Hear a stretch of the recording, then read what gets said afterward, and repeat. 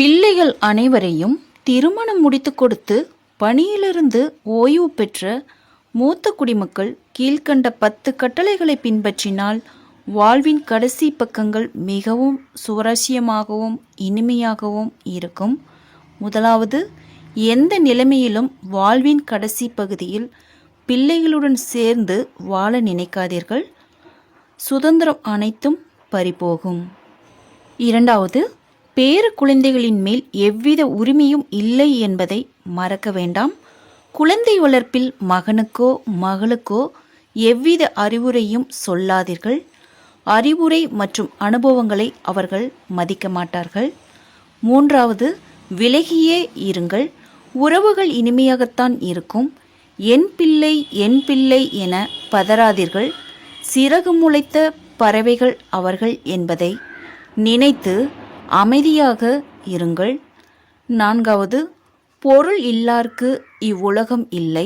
கையில் பணம் இல்லாவிட்டால் பிள்ளைகளிடம் மதிப்பும் மரியாதையும் உரிமையும் நிச்சயம் இருக்காது.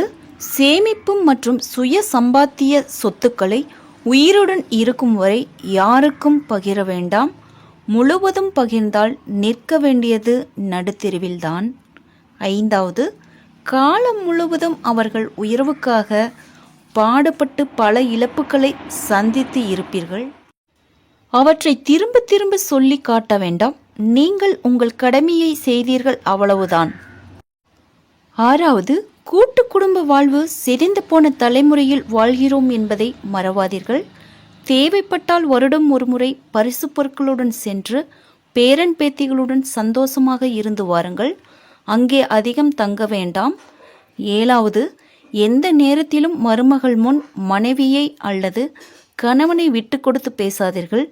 இருவரில் ஒருவரை யார் குறைத்து பேசினாலும் எதிர்குரல் கொடுக்க தவறாதீர்கள்.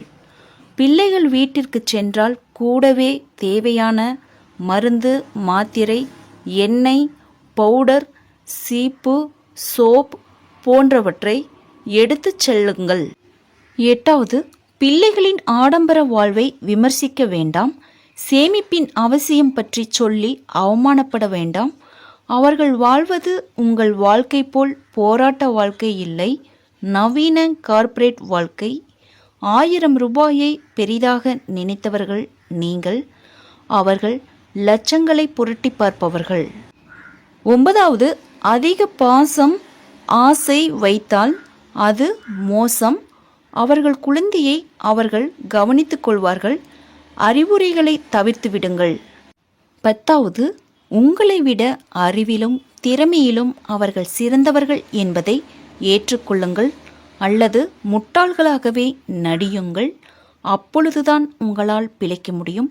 நன்கு படித்திருந்தாலும் நல்ல பதவியிலிருந்து ஓய்வு பெற்றிருந்தாலும் அவர்கள் முன் நீங்கள் தற்குறிகளே என்பதை நினைவில் கொண்டு வாழ பழகுங்கள்.